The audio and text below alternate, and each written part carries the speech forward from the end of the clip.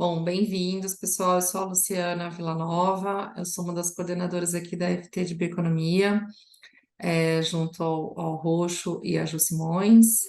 Cuido dentro dessa nossa divisão do subgrupo de polos de inovação e desenvolvimento da sociobioeconomia, né, nos territórios da sociobioeconomia. É uma das frentes que a gente desenvolve para chegarmos aí a um objetivo maior de políticas públicas voltadas ao tema. Nós estamos em conjunto aqui numa força-tarefa importante, num grupo de trabalho importante, que é a Coalizão com Concertação para a Amazônia, buscando, através do exercício para o território amazônico, como a gente chega ao ponto final de uma política pública relevante voltada ao desenvolvimento dos territórios, da sociobioeconomia, da bioeconomia florestal e principalmente como a gente converge todos os investimentos necessários e a formação desses polos de inovação que são tão necessários, né? A gente sempre fala que o Brasil tem um enorme potencial em termos de Amazônia, desenvolvimento da bioeconomia, mas a gente não faz uma gestão adequada, não temos, né, no país uma gestão adequada, uma visão de política pública para os investimentos de territórios. Se a gente compara outros países do mundo, em outras vertentes econômicas, isso já vem se estruturando há muitos anos, né? Os países escolhem as vocações dos seus territórios, fazem investimentos econômicos com o setor privado, em políticas públicas, a academia, a infraestrutura necessária para que aquela região se desenvolva e seja um polo significativo econômico. O país nunca fez isso historicamente, infelizmente nós vivemos a guerra fiscal, né? Os nossos territórios são geridos por guerras fiscais e muito menos por vocações e desenvolvimento local, geração de desenvolvimento local. E o que a gente vem conversando, a gente, claro que tem várias iniciativas isoladas pelo país, que deram certo, que foram, assim, de sucesso, né? Quando se olha um território, se desenvolve ali um polo de inovação. E a gente olha que a bioeconomia hoje é um vetor extremamente relevante para o futuro do país, e quando a gente observa a Amazônia, a gente tem um potencial gigantesco, mas também não estamos olhando ainda essa visão integrada, né, de polos de inovação, com desenvolvimento territorial, de como a gente quer, de fato, desde uma localidade, junto às comunidades, junto às populações tradicionais, as comunidades locais, nos municípios, como isso se desenvolve em termos de polos regionais de inovação e desenvolvimento tecnológico, combinado ao desenvolvimento de território, e que dali você pode, então, desenvolver essa sociobioeconomia. Então, estamos aqui para começar a construir uma vertente brasileira com a nossa identidade de territórios, de todas as demandas que existem para a gente chegar a uma política pública, e a gente parte, então, nesse trabalho conjunto com a concertação e coalizão.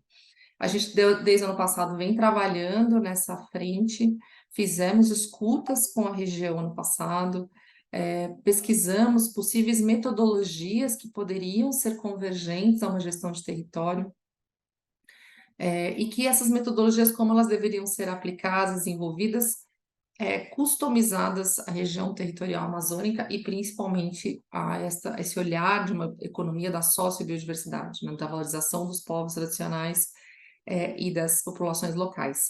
Não que a gente não vá olhar, claro, no território, todos os impactos de outras economias que impactam essas economias, mas o nosso foco é chegar a uma metodologia e uma política pública que construa essa visão no curto até o longo prazo, tá? Então, a gente tem uma parceria grande aqui de um grupo que está coordenando, e desde o ano passado a gente fez essa escuta aqui em parceria com o Edu, com o PPA, e a gente vem trabalhando. Então, agora, nesse momento que estamos, construindo 4 workshops, e nesses 4 workshops nós vamos ouvir possíveis metodologias e como elas podem convergir para essa proposta metodológica para a região amazônica, um exercício, né, de piloto, e que a gente possa pilotar e exercitar isso junto ao território, né, e constituir isso como um projeto.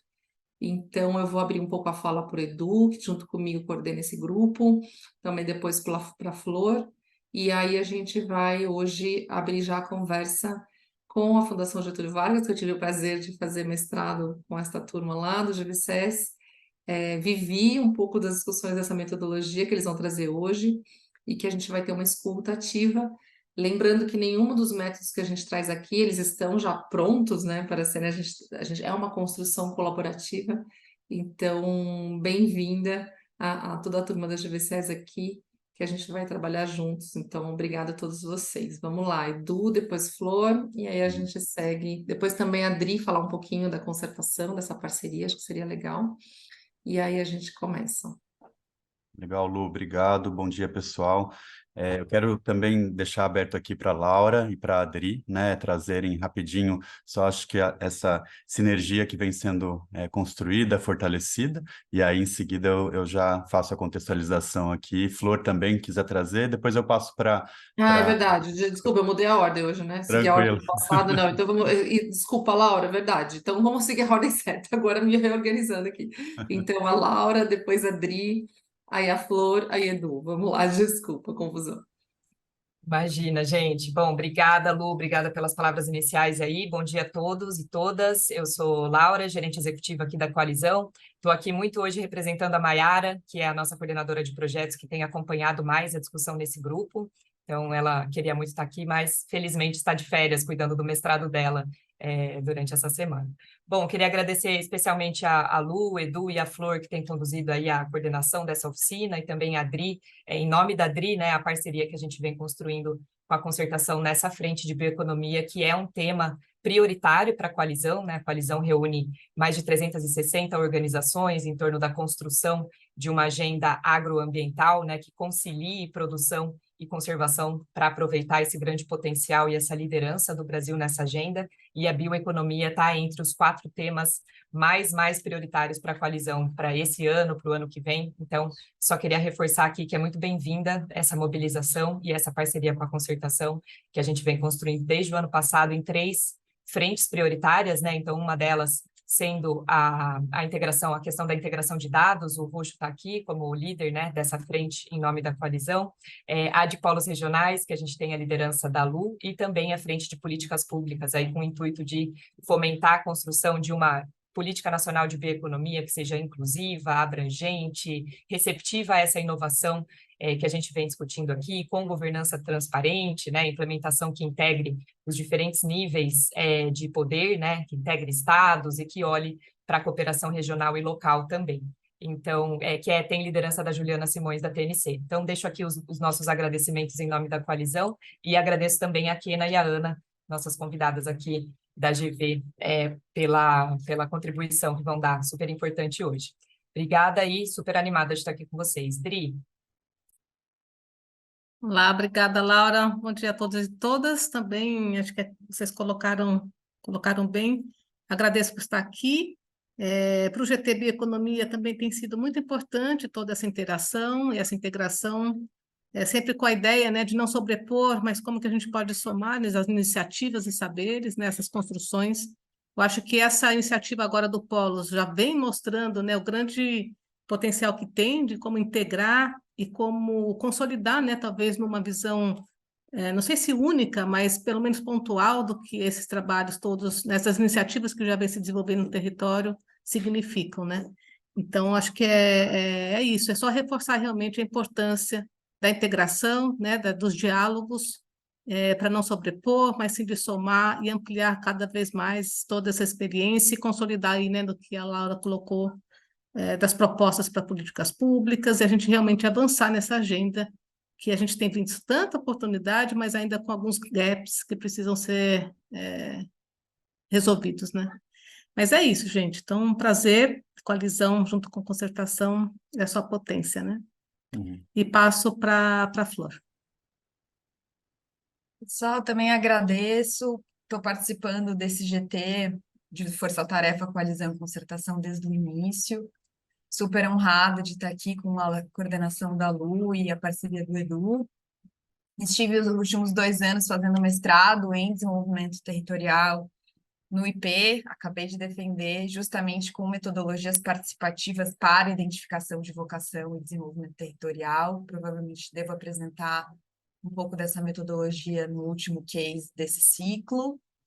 E só queria deixar um recado que a gente está usando realmente esse espaço da concertação e coalizão, esses nossos encontros semanais, para justamente construir esse conhecimento de forma colaborativa. Então, essas escutas estão acontecendo né? Praticamente quinzenalmente, e quinzenalmente também a gente tem os encontros recorrentes do subgrupo, onde nós estamos trabalhando sobre essas colheitas que faremos hoje. Então, hoje teremos a apresentação das meninas da GVSES e, na sequência, a gente vai fazer subsalas para colher os feedbacks de vocês, porque justamente a ideia é aproveitar todo o know-how, toda a experiência desse grupo qualificado e diverso para construir juntos essas recomendações e essa direção para uma metodologia de políticas públicas de desenvolvimento territorial para sociobio. Então, estão convidados a colaborar e a estar com a gente nessa cocriação. E, Edu, passa a bola para você convidar as nossas convidadas oficialmente aí a falar.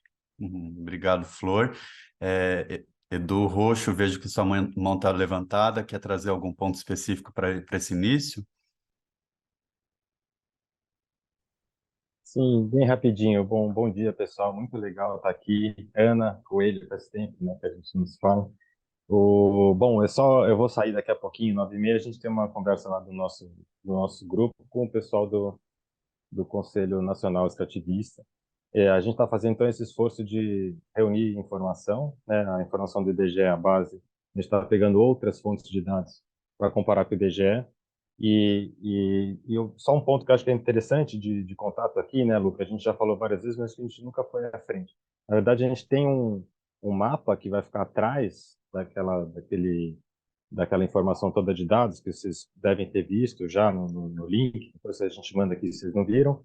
Mas esse mapa pretende reunir a informação de onde está todo mundo, mais ou menos. Onde é que estão as cooperativas, mas visualmente num lugar só, a gente saber um pouco, porque é difícil de ter esse conteúdo todo junto num lugar só. Então, onde é que estão as empresas também, enfim, todo mundo que faz parte desse universo da bioeconomia está representado ali, está mapeado. A gente vai fazer um mapa baseado nos dados, inclusive do próprio Emaflora, que vai lançar daqui a pouco um Atlas Agropecuário, que tem um mapa muito legal por trás. E ali dá para a gente começar a localizar onde é que são, né? Eu não sei como é que é o seu esforço que vocês estão fazendo aqui de localização de onde ficariam esses polos, mas aquilo ali certamente contribuirá, porque se a gente consegue enxergar melhor, né, as coisas distribuídas no espaço e tal. Que é muito grande, né? Então, quando a gente escolhe um polo, na verdade, a gente desescolhe os outros todos. Então, como é que a gente faz para achar um jeito de incluir mais gente? Então, estou aqui super à disposição. Hoje eu vou sair rapidinho daqui a pouco, mas a gente continua conversando aqui nas próximas. Obrigada, Roxo. Acho que a gente sempre trouxe que as nossas três frentes são muito integradas, né? E a integração aqui com o Roxo, daqui a pouquinho a gente vai cada vez mais convergindo para essa integração, porque os dados serão fundamentais para a gente construir essa integração entre polos e a gestão de dados da socioeconomia. Valeu, Roxo, já está aqui um pouco, pelo menos. Bem-vindo todo Maravilha. mundo. Vai lá, Edu. Muito bom. Bom, gente, agora oficialmente bom dia. Para quem não me conhece, eu sou Edu Rocha, gerente de engajamento da PPA. Tem sido um prazer aqui colaborar nessa força-tarefa. E aí, sem mais delongas, né, eu quero convidar as pesquisadoras Kena e a Ana Coelho, do FGV-SES, né, o Centro de Estudos de Sustentabilidade na GV, que vão trazer um contexto diferente da primeira escuta, né, que a gente ouviu o Cláudio Pádua do IP, vão trazer aqui um olhar para territórios, né, como o FGV, né, tem olhado ali para locais na Amazônia que tiveram algum impacto de infraestrutura, mas pensando na governança deles, né, e na relação que podem ter com o fortalecimento das cadeias, né, da sociobiodiversidade. Então, por favor... só uma questão de horários, né? A gente vai começar agora às 9h20, deve ouvir as meninas por 20 a 25 minutos. Teremos um tempo para perguntas específicas de esclarecimento que alguém tenha, né, direcionadas a elas. Mas aí gostaríamos muito de entrar nas salas simultâneas a partir das 9h50, no máximo 9h55, para poder fazer uma escuta. Vão ser 3 salas moderadas aqui, né, por mim, pela Lu e pela Floriana, para a gente poder conversar ali pelo menos uns 20 a 25 minutos também, poder ouvir o que chamou a atenção, né, na fala da GV, da Kena e da e da Ana, e que possíveis lacunas vocês identificam, né? Nesse contexto que a gente vem falando sobre formatar coletivamente um método para trabalho e para influência, né? Para olhar para a política pública também no futuro. Então, bem-vindas novamente. Passo para você, Kena. Obrigada, Eduardo, pelo convite. Obrigada, Luciana, Laura e as demais organizadoras do espaço. Obrigada a todo mundo que está por aqui. Bom, o Eduardo já apresentou um pouquinho qual que vai ser o tema e como é que a gente vai conduzir a conversa aqui hoje. Então, eu também vou tentar ir direto ao ponto para a gente ganhar tempo. Eu sou Kena Chaves, sou geógrafa, pesquisadora aqui do GVSES há 9 anos e estou sempre no programa de desenvolvimento local, que tem essa trajetória de investigação em territórios amazônicos atingidos por grandes empreendimentos de infraestrutura. Acho que passo para a Aninha se apresentar antes da gente entrar no PPT. Obrigada, Kena. Bom, eu sou Ana Coelho, sou cientista social de formação, também cria do IP aí, fui da segunda turma do mestrado do IP, lá em 2009. E, enfim, muito feliz de estar aqui. Estou há 11 anos no GVSES, sempre trabalhando no programa de sustentabilidade nas cadeias de valor, né? No GVSES a gente se organiza por programas que são espécies de guarda-chuvas temáticos, né? Que vão abrigando projetos afins. Então, a gente tem, né, DL aí sob a liderança da Kena, e o programa de cadeia sob a minha liderança. A gente trabalha para fomentar melhores práticas mais sustentáveis e relações mais justas nas cadeias, e nos últimos 8 anos a gente tem feito quase que exclusivamente projetos olhando sistemas agroalimentares, em especial o protagonismo, né, do agricultor familiar.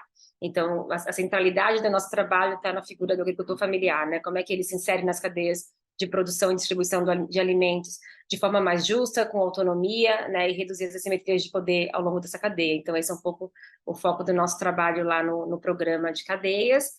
E é isso, eu vou passar de volta para a Kena e aí a gente já entra no pote aí da nossa abordagem nos territórios.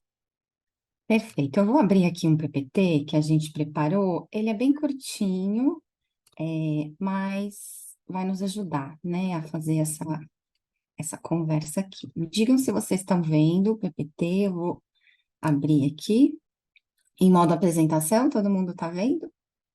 Estou Boa. vendo sua área de trabalho. Tá pela história de trabalho atrás. Peraí, vou interromper e vou tentar de novo. Agora vai dar certo. Pronto, vocês estão vendo? Agora sim. Perfeito. Ótimo. Bom, então, Graziela, como eu disse, ela não pôde estar, teve um probleminha, eu e a Aninha que vamos conduzir a nossa conversa aqui hoje.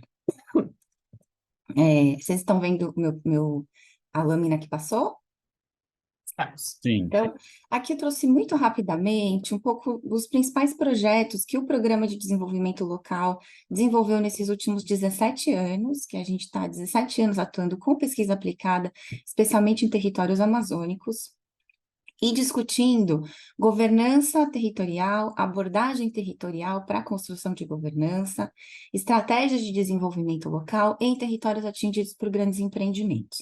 A gente busca sempre entender quais as dinâmicas que são startadas por esses grandes empreendimentos em territórios, como pensar equilíbrios de poder nesses territórios, ampliando as capacidades e fortalecendo as redes da sociedade civil, buscando transparência de informação e estratégias de equilíbrio de poder nesses territórios atingidos, né? Então, a gente vem aí desde 2006, um trabalho em Juruti, uma região atingida por uma mineração.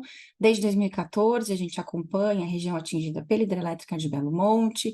Tivemos também, por um breve período de tempo, acompanhando processos da região atingida pela hidrelétrica de Jirau, e desde o início de 2019, a gente tem acompanhado a região atravessada pela BR-319, que é uma rodovia que conecta Manaus a Porto Velho.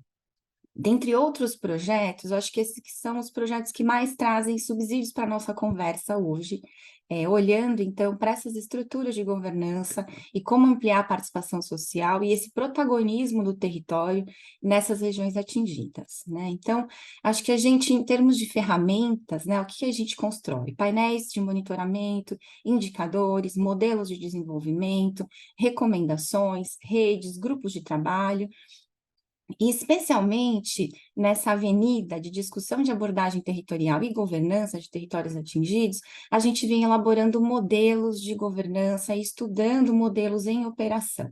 Então, ali em Juruti, a gente fez um mergulho, trazendo como modelo uma lógica bastante inspirada na Agenda 21, em que uma agenda de desenvolvimento local está acompanhada por um sistema de monitoramento desse desenvolvimento, por um fórum, um conselho participativo e por um fundo, uma estratégia de financiamento dessas ações.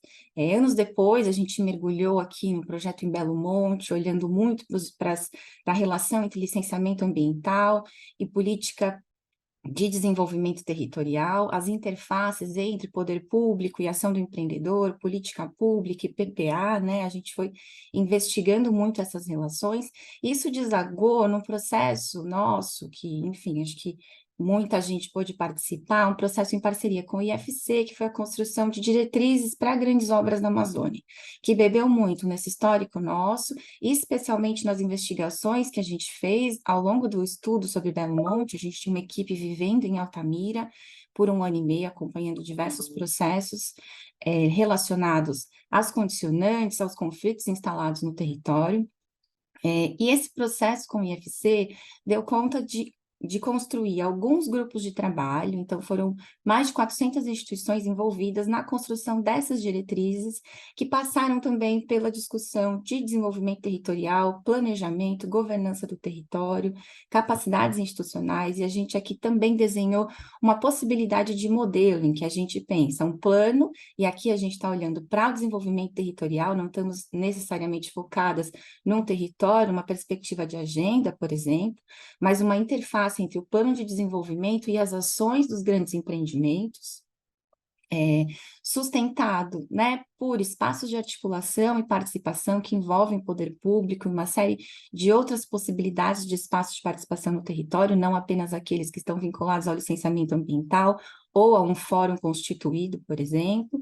A gente entende que é preciso, para que esse modelo rode, um instrumento financeiro, muita transparência, controle social e acesso à informação, participação efetiva, além da articulação com políticas públicas e fortalecimento de capacidade institucional. Então, nesse momento, a gente fez esse desenho e, no momento seguinte, a gente mergulhou numa estrutura de governança que já estava instalada no território de Altamira, que é o PDRS Xingu, que é o Plano de Desenvolvimento Regional Sustentável do Xingu, um plano conectado à hidrelétrica de Belo Monte, ou seja, no momento do leilão da usina, um recurso foi destinado para ser aplicado em desenvolvimento regional, nas áreas atingidas, nos municípios atingidos por Belo Monte.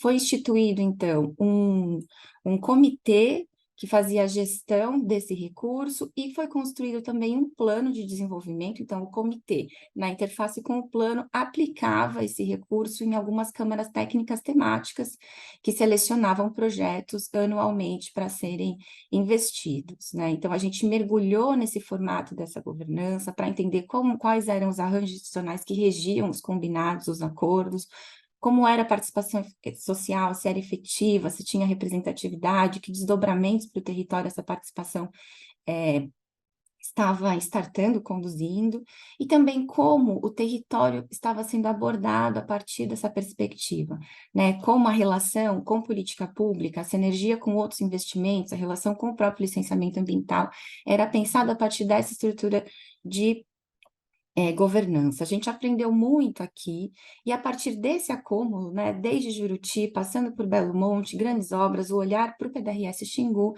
a gente fez um mergulho na região da BR-319, construindo ali também, testando de alguma maneira, uma das premissas importantes, que é o fortalecimento da sociedade civil e das capacidades locais em territórios que estão pressionados por grandes empreendimentos, algo que a gente entendeu ser fundamental.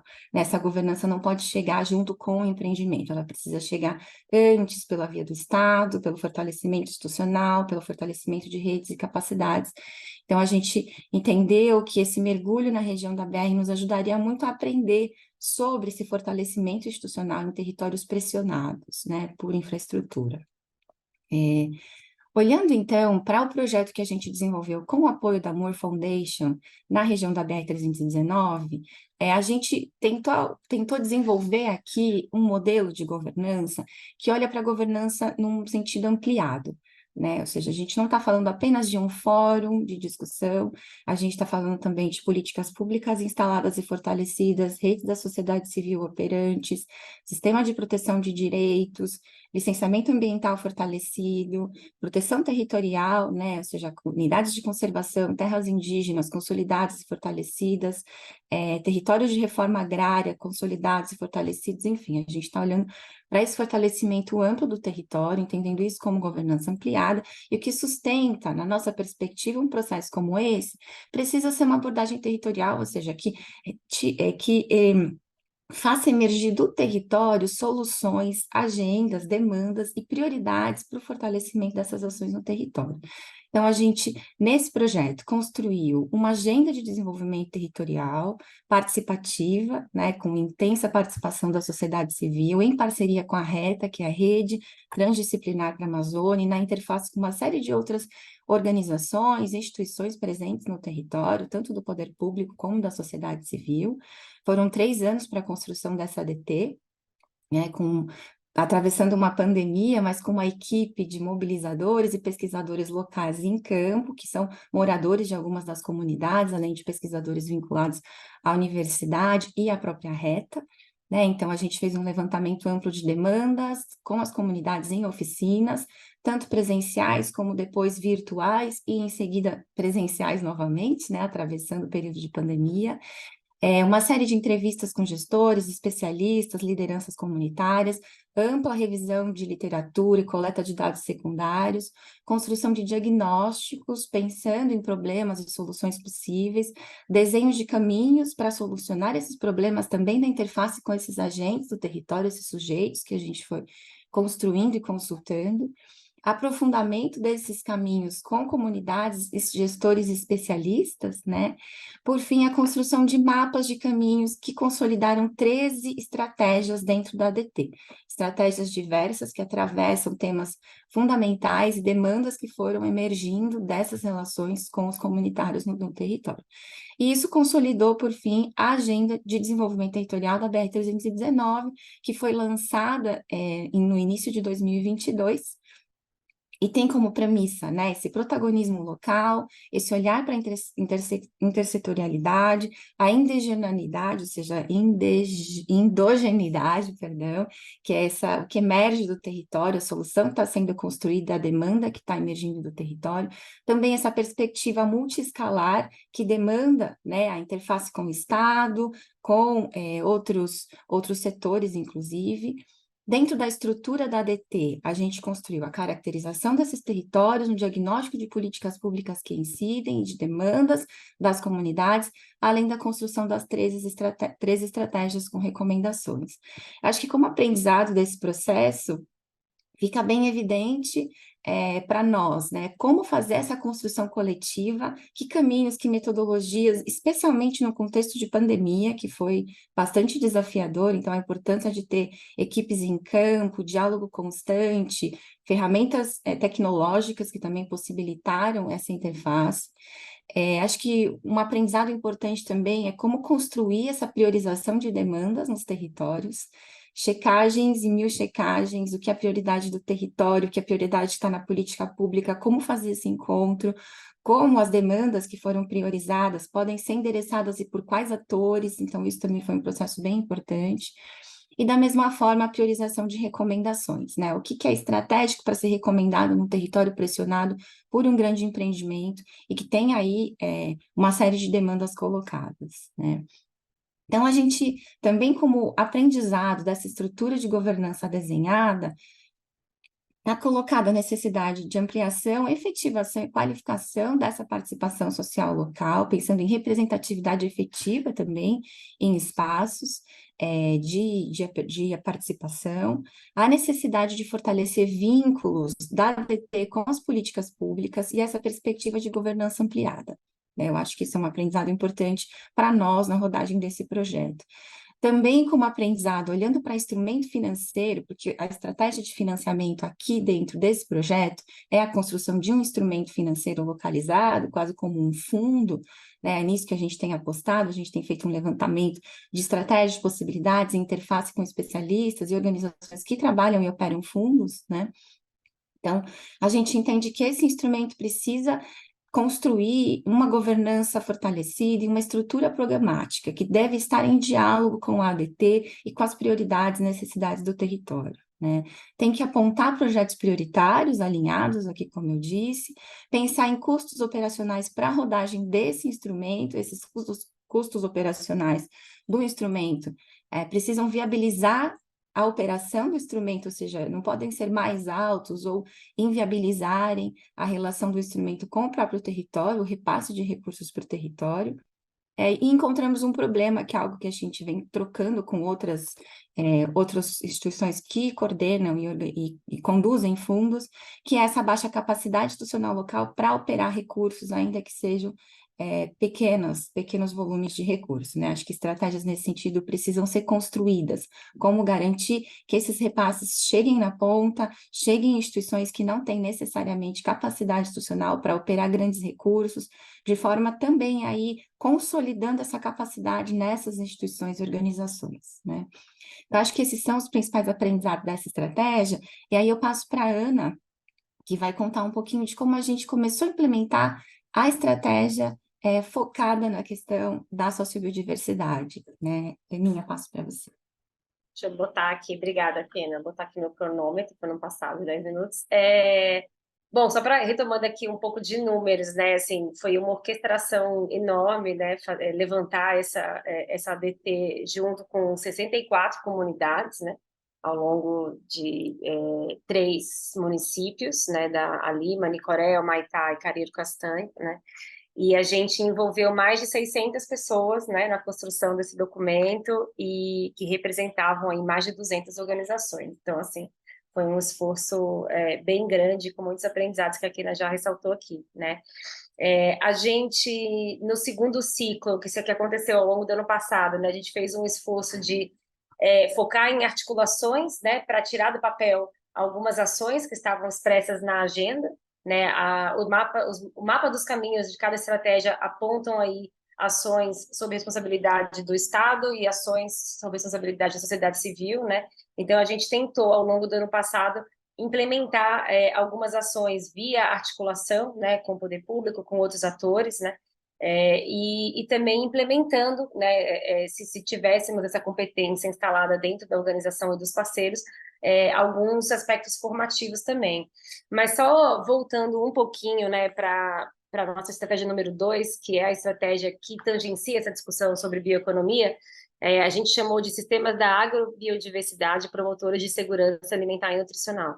E aí aqui o termo agrobiodiversidade foi uma discussão bem intensa com a base, né? A gente foi muito provocada, inclusive, pelas pesquisadoras locais, né? Entendendo que sociobiodiversidade estaria abarcado por esse conceito mais amplo, né, de agrobiodiversidade, que envolve aí, né, as relações, né, dinâmicas, as interações entre as sociedades humanas, os cultivos, né, as plantas cultivadas e o ambiente, e que no caso de comunidades amazônicas, né, tradicionais, elas produzem esses agroecossistemas provedores aí de segurança alimentar e nutricional.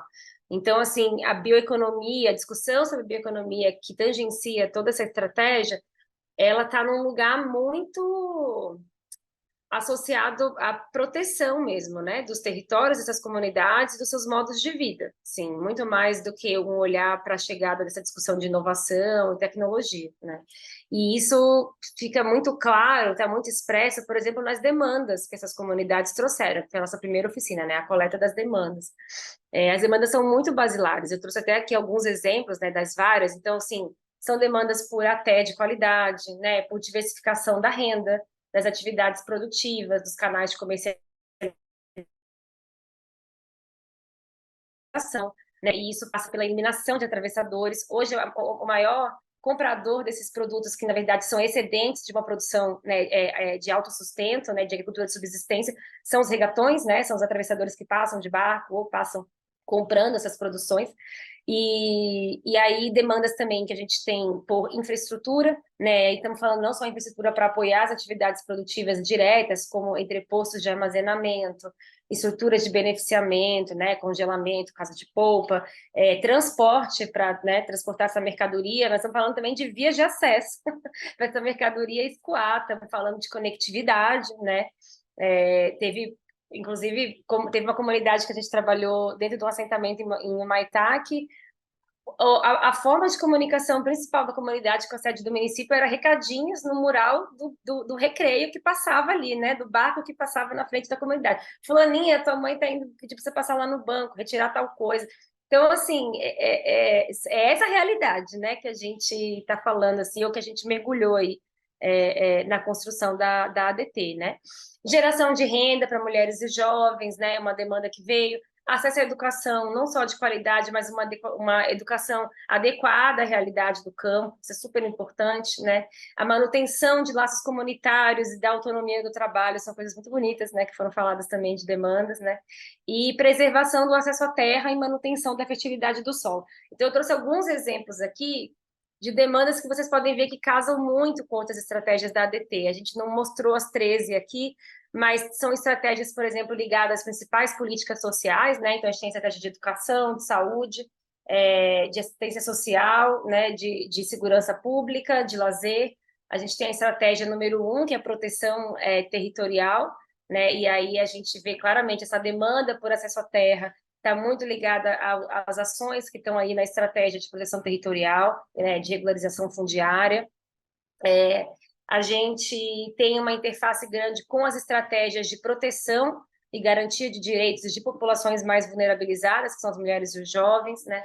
A gente tem uma estratégia de fortalecimento de capacidades locais e uma outra estratégia também, que é de fortalecimento das capacidades locais. Então, essas demandas que eu trouxe, elas vão muito ao encontro, né? Então, todas elas se sobrepõem, se complementam, né?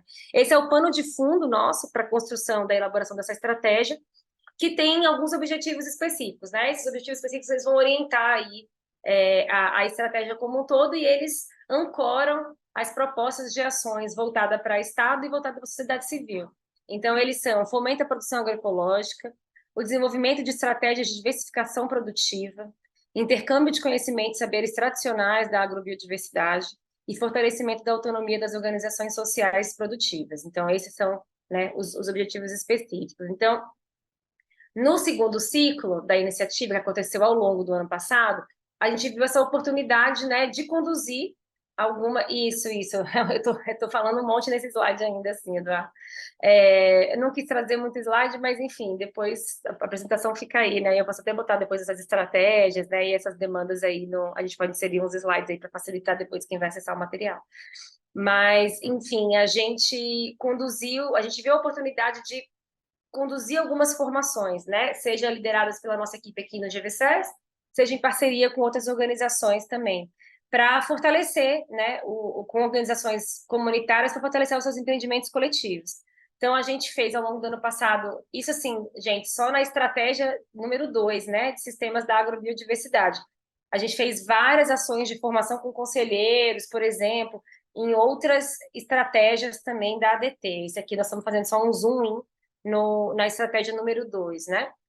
De cadeias. Então, a gente fez um ciclo de 3 encontros com jovens de Manicoré, e jovens agricultores de Manicoré e de Careiro Castanho, para discutir perspectivas de futuro na agricultura familiar. Foi super bonito, muito legal esses encontros, né? A gente fez oficinas de gestão também, 4 oficinas de gestão da produção, educação financeira e acesso a mercados, né, com essas comunidades. A gente trabalhou com 12 comunidades, essas oficinas que eu estou mencionando, das 64, né, que a gente envolveu na construção da DT, a gente selecionou 12 para fazer essas formações, né? A gente trabalhou com 8 comunidades rurais no Careiro Castanho, que não estão em unidade de conservação. A gente trabalhou com uma comunidade de São Sebastião do Igapoaçu, na RDS Igapoaçu, e trabalhamos com 2 comunidades, né? Uma na RDS do Rio Amapá, lá em Manicoré, e outra na RDS Rio Manicoré, também em Manicoré. A gente começou a trabalhar também num assentamento lá em Maitá, mas a gente não foi para frente, não tinha ambiência, enfim, a comunidade estava com disputas internas ali, né? Enfim, metade todo o patriarca da família morreu, metade virou evangélica, metade ficou católica, e a gente não conseguiu discutir mais com a comunidade, assim, rolou um racha absurdo, enfim, então eram 12, viraram 11 comunidades. Mas essas são as comunidades e as cadeias que a gente tem trabalhado, né? Em Igapoaçu foi com uma movelaria que eles estão implementando, né, de manejo florestal sustentável de base comunitária, com recursos do Fundo Lira, apoiados pela Casa do Rio, né? Com as comunidades do Careiro são produtos agroecológicos, né? Frutas, verduras e legumes aí variados, mas um peso bem grande no cupuaçu, na mandioca, na pimenta e nas hortaliças.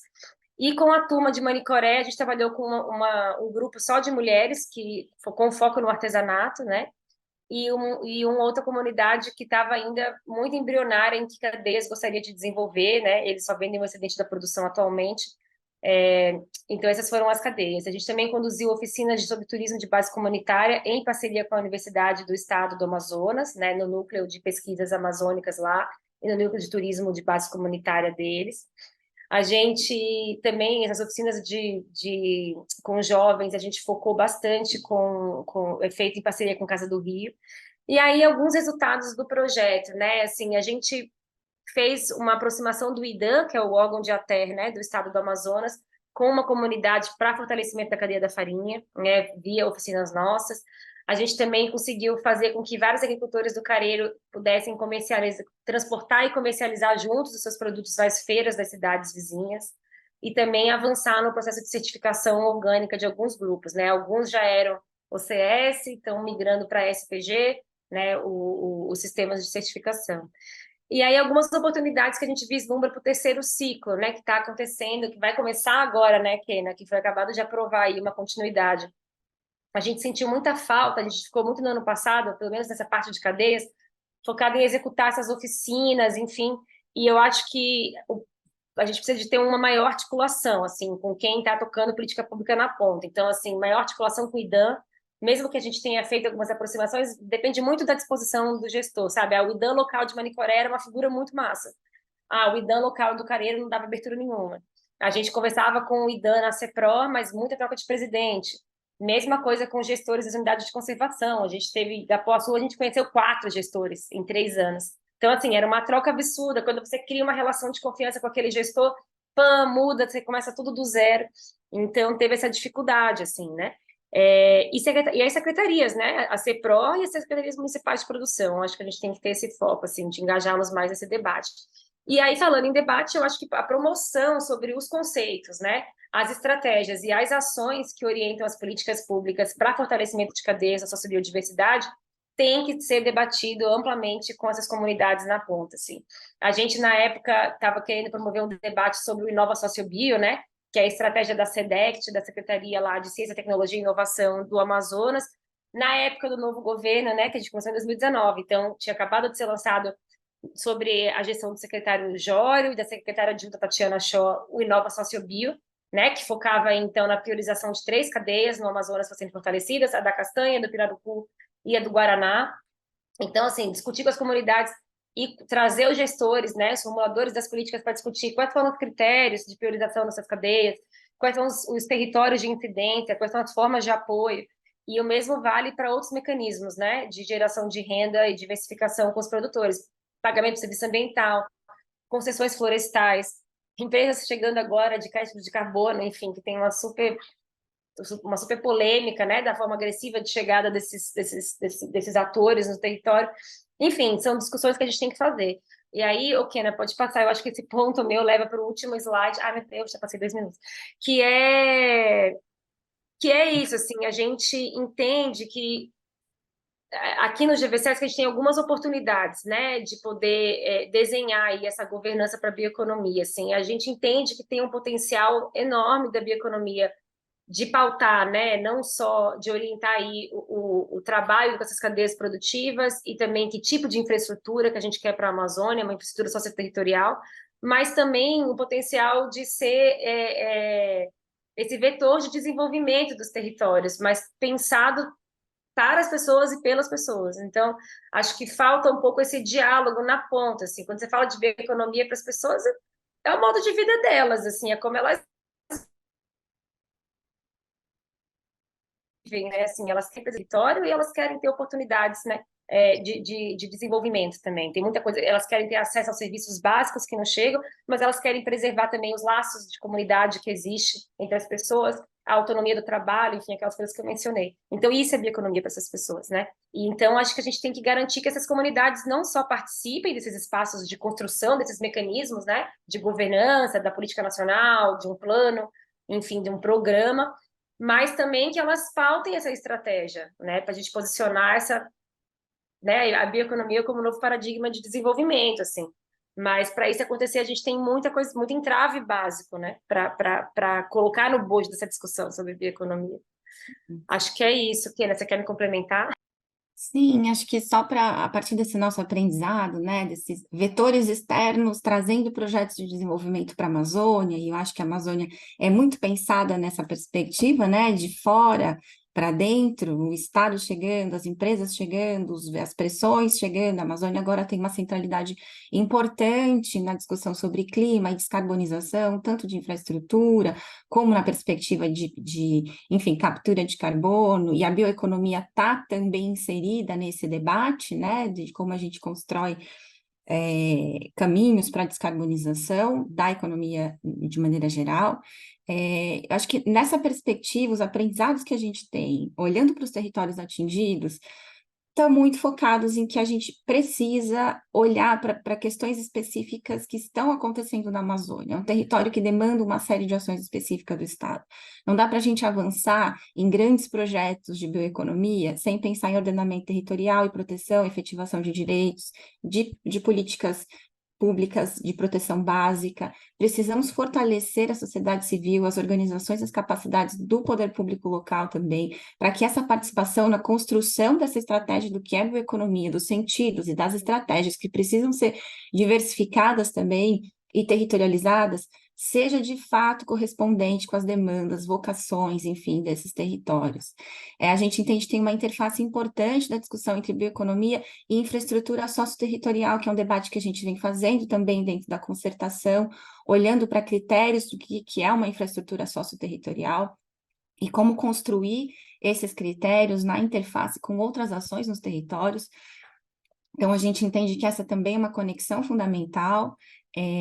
E, além disso, acho que pensar sobre essas estratégias de financiamento que tem que contar com a incidência sobre financiadores e sobre o Estado, mas que estejam totalmente territorializadas, ou seja, adequadas às realidades dos povos e dos grupos produtivos de base na Amazônia, né, para que essas pessoas de fato participem, sejam as principais beneficiadas e protagonistas do que a gente vem chamando de bioeconomia, mas que a gente entende que já acontece nos territórios e, enfim, nomeada como está, precisa ser construída como uma oportunidade da gente visibilizar e fortalecer essas estratégias produtivas e lógicas, modos de vida e de bem viver nos territórios amazônicos. É um pouco assim que aqui dentro do GVSES, o Programa de Desenvolvimento Local e o Programa de Sustentabilidade nas Cadeias de Valor têm se posicionado dentro desse conceito em construção, né, dessas estratégias em construção. Então, foi um pouco isso que a gente preparou para provocar o debate. Acho que a gente passou um pouquinho do tempo, desculpem. Mas é isso. Tranquilo. Passo para você. Obrigado, Kena. Obrigado, Ana. Incrível a apresentação, né? Acho que vocês levantaram ao longo dessa trajetória diversos pontos, aprendizados e questões para serem debatidas coletivamente. Então, pessoal, eu quero abrir, principalmente se houver dúvidas, né? Assim, necessidades de algum esclarecimento por parte das meninas, né? Por que que eu falo isso? A gente vai ter a oportunidade em seguida de ir para salas simultâneas para as reações, né? Em que tenham tanto em relação ao que foi trazido, que chamou a atenção, quanto algo que talvez não tenha sido trazido ou que você identifica como uma lacuna, como uma necessidade de aprofundamento. Então, peço para quem tiver dúvidas para levantar a mão, eu vejo que o Milton já fez isso, né? E aí eu vou conduzindo aqui antes da gente passar para salas simultâneas. Milton, por favor. Bom dia a todos. Deixa eu abrir aqui a câmera. Bom dia a todos. Uma apresentação incrível, né? Eu fiquei pensando um pouco na abordagem do trabalho na BR-3169, né? Que pega uma região bastante grande e talvez ele seja um, um modelo que a gente possa pensar, vamos dizer assim, para a Amazônia, ampliar um pouquinho mais e a complexidade dessas questões, né? Então, teria duas coisas. Primeiro, essa questão, como que essa paridade na discussão entre os diferentes grupos, né, focais que devem ser levados em consideração, como que foi, assim, foi fácil essa tensão, a questão mesmo da comunidade se sentir ouvida. Eu acho que esse é um ponto bastante importante. E segundo, eu imaginaria que no final teria alguma demanda de saúde, e aparentemente não apareceu, pelo menos não foi trazido essa questão da saúde, e eu acho que a bioeconomia é o parceiro principal na discussão da saúde única. Eu insisto em trazer a saúde única para dentro dessa discussão, porque na questão da estratégia, sistemas de agrobiodiversidade, que fala em segurança alimentar e nutricional, isso está diretamente ligado à saúde. E os grandes empreendimentos são o grande problema para a questão da saúde das comunidades. Eu gostaria que vocês falassem alguma coisa sobre isso. Obrigado, Milton. Ana, passo para você.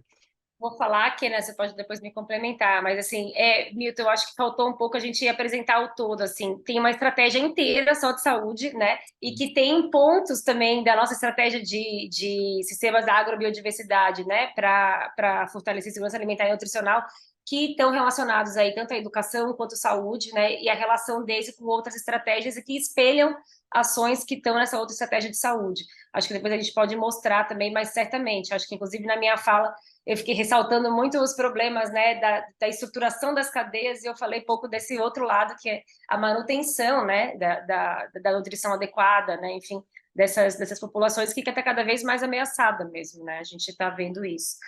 E aí, sobre como foi essa orquestração em campo, né,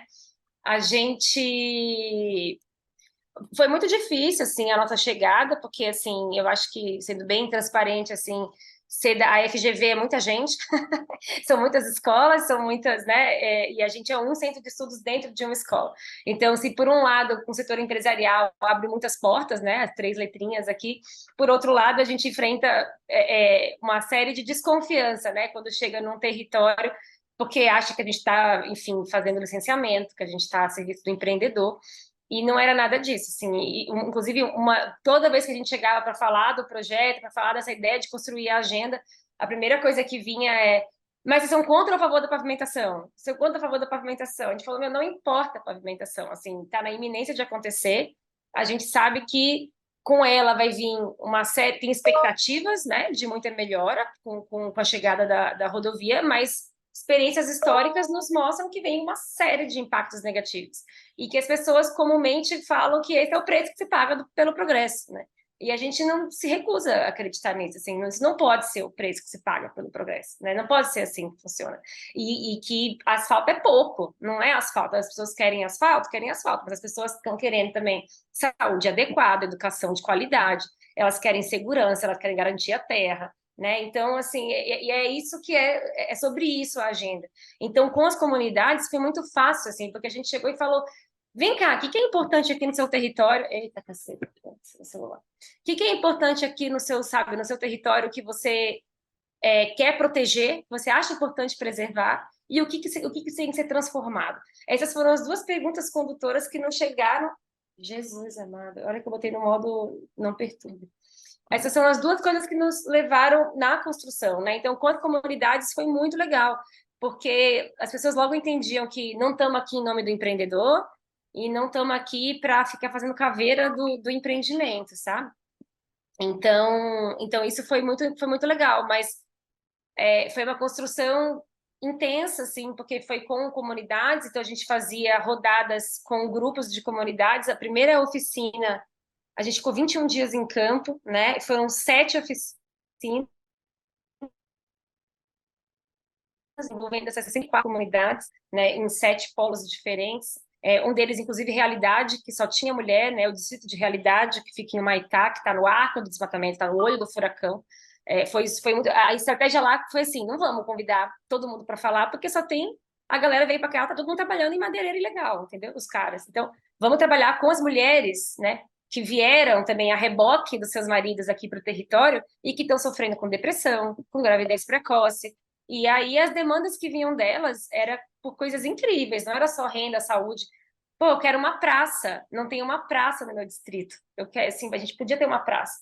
Então essas foram discussões que a gente foi fazendo, assim, ninguém é contra, né? Essas estratégias que a gente levanta. As pessoas podem ser a favor ou contra a rodovia, mas a discussão aqui é a favor de qualidade de vida, de que os territórios se constituam como territórios do bem viver, né? E aí foi legal, porque isso a gente conseguiu uma aderência boa, assim. Com secretarias do Estado e município, depende. A gente teve muito boa entrada. No Estado, em geral, o pessoal foi muito receptivo, apesar da troca com a dança de cadeiras ali das pessoas, né, que ocupam aqueles espaços.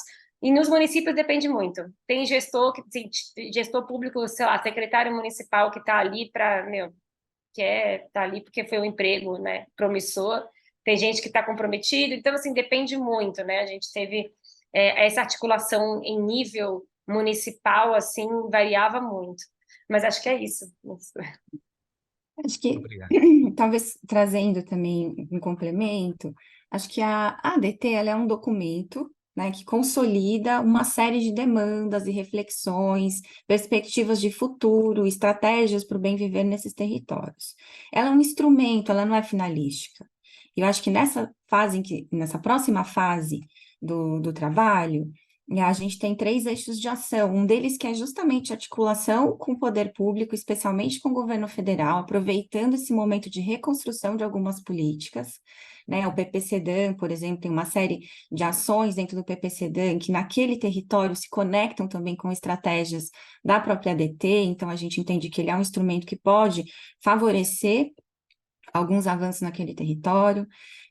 A gente entende que, como instrumento, ele também pode influenciar PPAs, outros instrumentos de gestão de política para aquele território, né? Mas, de qualquer maneira, ele é um instrumento vivo. Ele não digo que ele é datado, mas essas demandas precisam ser revistas também no futuro. Eu acho que o nosso desafio é entregar essas demandas que foram construídas durante esse período para que elas possam ser de fato efetivadas, né? Nós, como instituição de pesquisa, a gente tem uma capacidade limitada de implementar o que está colocado ali naquela DT. De fato, o mandato não é nosso, né? A nossa estratégia passa muito agora nessa próxima fase de entregar essa DT para quem tem mandato sobre uma série de questões que estão colocadas ali, que tem respostas nas políticas públicas, como educação, saúde, fortalecimento da proteção territorial, da proteção básica, da proteção às mulheres, enfim, tem uma série de questões que estão colocadas ali. Um outro eixo importante dessa próxima fase é seguir no fortalecimento das capacidades da sociedade civil, com bastante foco na reta, mas também em outras organizações de base no território. E a gente entende, Milton, que essa estratégia é fundamental para que essa ação, né, que a gente começou ali no levantamento de informações da ADT, possa ser continuada. Que essas comunidades consigam usar de fato a ADT como um instrumento para iluminar suas demandas, um instrumento que está consolidado, enfim, que pode favorecer essa interface, essa reivindicação de direitos no território. Então, esse também é um eixo bem importante. Como um terceiro eixo que a gente mencionou na apresentação, a construção de instrumento financeiro que possa apoiar essas estratégias, especialmente da sociedade civil no território. E aí tem uma série de desafios pensando nesse eixo, acho que, enfim, é um desafio colocado, né? Eu acho que dentro do que você traz para pensar essa relação, né, essa equidade ou paridade de representação da sociedade civil e de outros atores em qualquer processo de construção de um planejamento popular, um planejamento de baixo para cima, como a gente foi, ela precisa levar em conta a representatividade, a capacidade de identificar quais são os grupos vulnerabilizados no território, como a gente chega até eles, a capacidade de trazer lideranças do território para dentro desse processo, né? Identificar espaços, por exemplo, a gente acompanhou por algum tempo o Fórum da BR-319, que acontecia dentro do Ministério Público, conduzido por um promotor. Esse fórum, como um espaço de disputa sobre o licenciamento ambiental que estava em curso ali, também é um espaço de diagnóstico para a gente entender quais são os interesses que estão colocados, quem são esses grupos vulnerabilizados, quem são os grupos de poder que estão colocados e que grupos precisam ser fortalecidos, né? Então, também esse foi um espaço, e a gente apostou por algum tempo em fortalecer a participação social dentro desse espaço, junto com a RETA, tentando garantir a presença de lideranças comunitárias nesse espaço, que era um fórum, um espaço também de negociação e de disputa sobre os sentidos do desenvolvimento naquele território, né? Então, eu acho que, além disso, identificar quais são os espaços de negociação que já estão colocados e como fortalecer representatividade e participação efetiva dos grupos que estão minorizados ou, de alguma maneira, marginalizados no território, também é um caminho. Ainda que a gente tenha que tomar muito cuidado com essa ideia de harmonia coercitiva, né, de que sempre todo mundo pode estar nos lugares de que isso é saudável. Às vezes esse processo pode, inclusive, intensificar conflitos, então também é uma delicadeza pensar processos como esse, especialmente sobre quem são os anfitriões desses espaços de negociação. A gente entende que ali, o fato de ser o Ministério Público dava uma garantia e uma proteção para quem estava participando daquele processo, né? Tem outros espaços, muitas vezes puxados por empresas, por exemplo, que são mais delicados, ou enfim, setores que tornam os espaços, às vezes, hostis para determinados grupos participarem. Então, tem uma delicadeza de pensar também esse face a face entre os atores, mas, sem dúvida, num processo de elaboração de demandas, de consolidação de estratégias, a gente precisa buscar esses atores que estão marginalizados, vulnerabilizados, minorizados nos territórios para consolidar suas demandas, na interface, é claro, com outras ações nos territórios, né? E aí eu acho que eu vou só comentar um último ponto do Milton, que é como é que a gente pensa a ampliação de escala de um processo como esse, que a gente conduziu ali na BR-319. Por muito tempo, a gente pensou aqui no GVSES, nessa interface, a gente estava olhando para grande empreendimento, né? Então, a gente olhava para o licenciamento ambiental e dizia, poxa, não pode ser o licenciamento ambiental o responsável por territorializar um grande empreendimento e um processo de desenvolvimento no território, como foi, por exemplo, o Belo Monte. O licenciamento ambiental tinha ali um pacote imenso de ações que, na verdade, deveriam estar numa política de desenvolvimento, ou pelo menos numa interface. Ao mesmo tempo, o licenciamento é uma ferramenta de garantia de direitos no contexto de chegada de empreendimento. Mas quando a gente está no processo anterior, como é o caso da BR-319, a gente não está disputando licenciamento ali, a gente está disputando desenvolvimento territorial, local, participativo, efetivo. Qual que deve ser esse instrumento num país em que as estratégias de política de desenvolvimento regional, ordenamento, zoneamento são frágeis e algumas falharam, né? Ou seja, isso não está na ordem do dia da estratégia da gestão territorial no Brasil, menos na Amazônia. Então, quais são os instrumentos? Eu acho que essa é uma reflexão importante para a gente fazer enquanto grupo, né? Onde pendurar ações como essas, que a gente entende que não tem que ter uma agenda gigantesca, mas ela tem que ser territorializada, mas algum instrumento, alguma política precisa orientar essa territorialização. Isso não pode ficar localizado como experiências interessantes e pontuais ou vinculadas a grupos específicos, né? A gente precisa de uma estratégia de ampliação dessa como uma reflexão estratégica para toda a Amazônia. Acho que o PPCDAN está aí, ele pode ser um instrumento que ajude a gente a pensar caminhos para ampliação dessa escala, talvez um plano de bioeconomia, pensando a bioeconomia como esse guarda-chuva amplo da proteção, da construção de uma outra economia para a Amazônia, que incorpore as demandas todas que estão colocadas na linha do que a Aninha, enfim, que a gente estava aqui colocando, né? Mas eu acho que pensar qual é o instrumento, e esse instrumento a gente entende que tem que ser um instrumento vinculado à gestão pública, né, ao Estado, à operação do Estado na região, eu acho que é uma reflexão bem importante para a gente fazer enquanto grupo. Ana e Kena, super obrigada. Nossa, acho que você fechou exatamente uma frase que eu queria puxar para a gente ir para os grupos agora e trabalhar nesses próximos 20 minutos. A gente está aqui justamente acreditando que o plano de bioeconomia, porque a Amazônia tem essa vertente, né, tem esse driver de entrada que muito menos do que uma compensação, como é um instrumento relacionado a licenciamento ambiental, mas sim como um driver de uma economia, de uma socioeconomia construída colaborativamente, é que tem que ser o driver. Então, a gente acredita que é, sim, uma política nacional de bioeconomia que precisa trazer este modelo de gestão de território, né? Esse é o ponto de entrada, e não saída, né? Porque muitas vezes ele está sendo de saída, tá bom, eu estou fazendo uma inserção no território danosa, e como que eu tenho salvaguardas, e a bioeconomia é uma salvaguarda. Não, como é a entrada através da bioeconomia. Então, super obrigada, parabéns aí pelo trabalho de vocês, eu já conheci uma parte da minha época de mestrado, acho que é incrível, vocês trazem aqui um arcabouço bem interessante.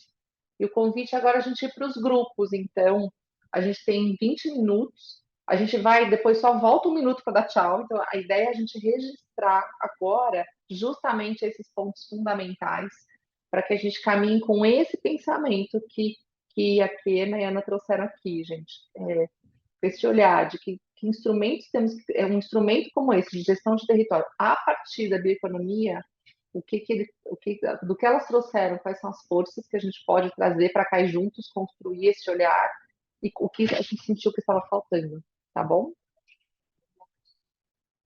Então, Obrigado, Lu. Laura, você divide a gente em grupos? Estou criando aqui, gente. Então tá bom. Então nós vamos para os grupos, a gente tem uma ferramenta ali para a gente poder agora registrar. São 15 minutos de rápidos registros para a gente poder depois no encontro do nosso FT a gente poder descer um pouquinho mais, tá bom? Mas a gente faz o registro aqui, né, Lu? Eu, você e a Flor. O pessoal fica tranquilo para prosear um pouco. Estou abrindo, tá, pessoal? Obrigado, Laura. Vocês têm que aceitar para entrar.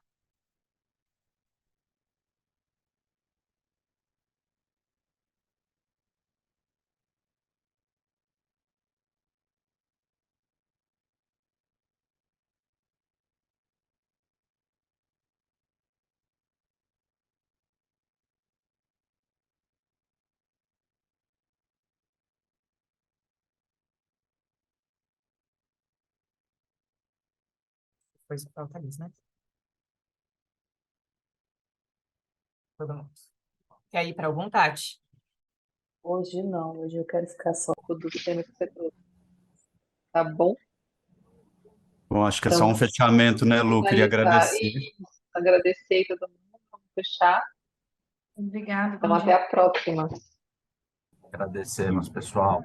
Super obrigada, No gente. encontro da FT semanal, estaremos juntos lá, a gente aprofunda agora os resultados daqui. E aí a gente vai ter 1 hora para discussão em cima dos temas levantados aqui. Obrigada de novo, Ana. Obrigada, Kena. Parabéns. Agradece. Muito, Tchau, muito tchau. obrigada, viu?